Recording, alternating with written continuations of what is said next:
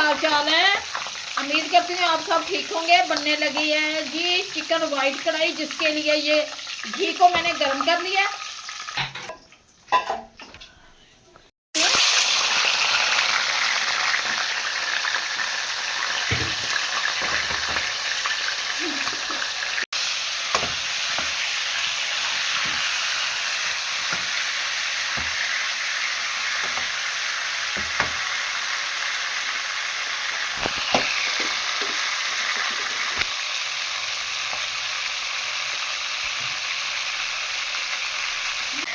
लहसुन अदरक में पीस लेंगे।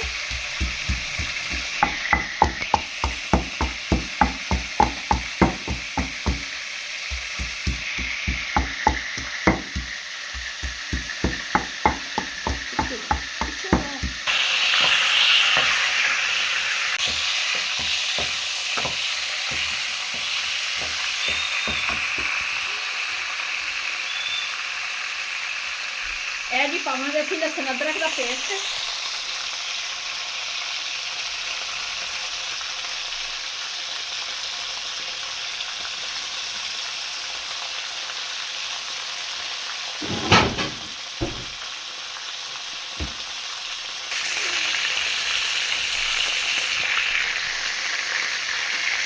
ਇਹ ਥੋੜਾ ਜਿਹਾ ਪਾਣੀ ਦਾ ਛਿੱਟਾ ਲਗਾਵਾਂਗੇ।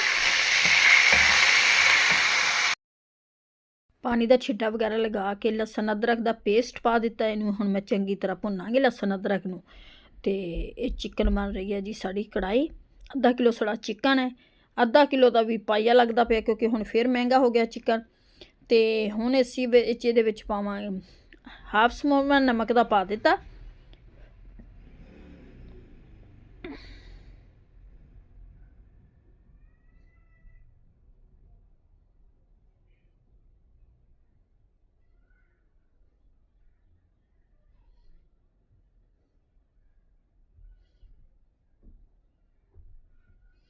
हाफ स्पून नमक पाया। तो आ थोड़ा जिहा जीरा सुट दिता विच। जीरा पा के तेनों अच्छी तरह फिर असीं भुनांगे।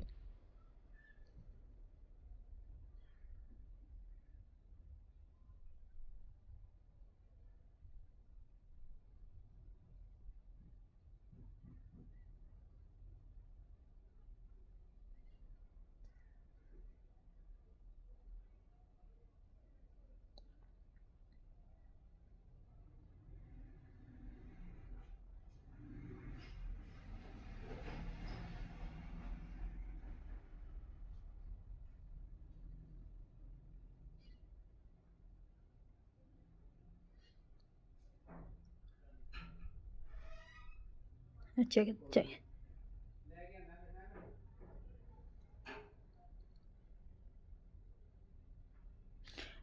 प्याज़ां मैं पीस लिया सी अच्छी तरह। हुण विच पावांगे असीं प्याज। प्याज पा दिते ने।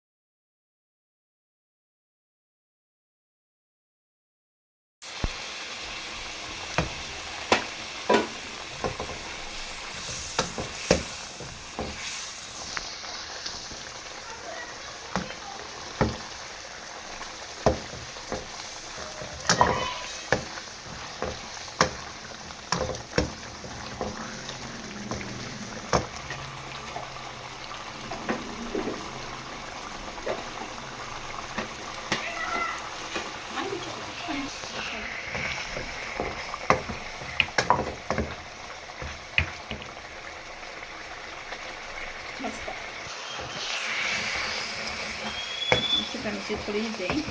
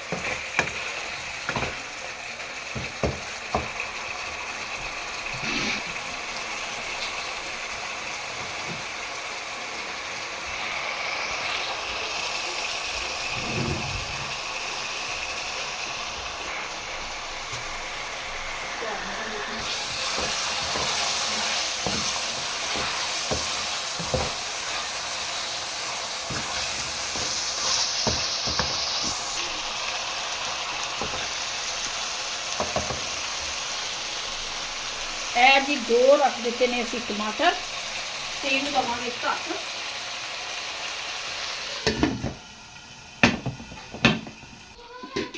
और देखो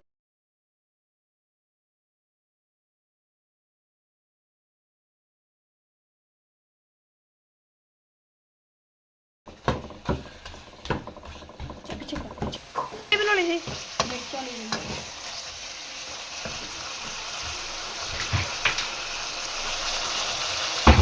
हम जी पावांगे ਅਸੀਂ थोड़ा ਜਿਹਾ ਵਿੱਚ ਕੜਾਈ ਨੂੰ ਸਾਡਾ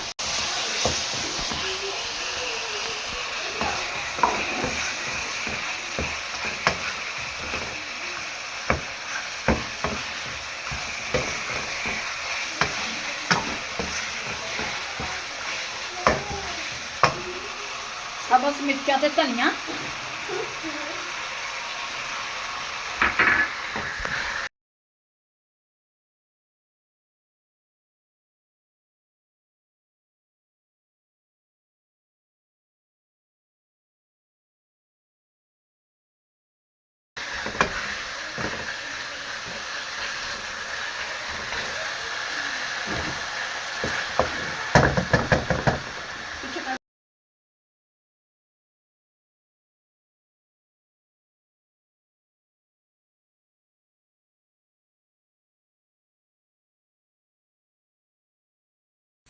माशाअल्लाह जी कढ़ाई साड़ी तैयार हो गई है। असी सब्ज़ धनिया ते हरियां मिर्चां पा दित्तियां ते हुण असी पावांगे इहदे विच पीसिया होया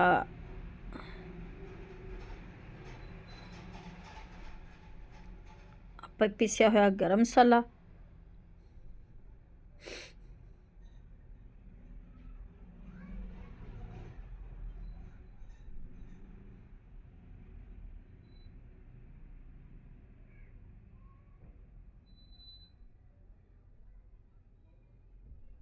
पीसिया हुआ गरम मसाला पा के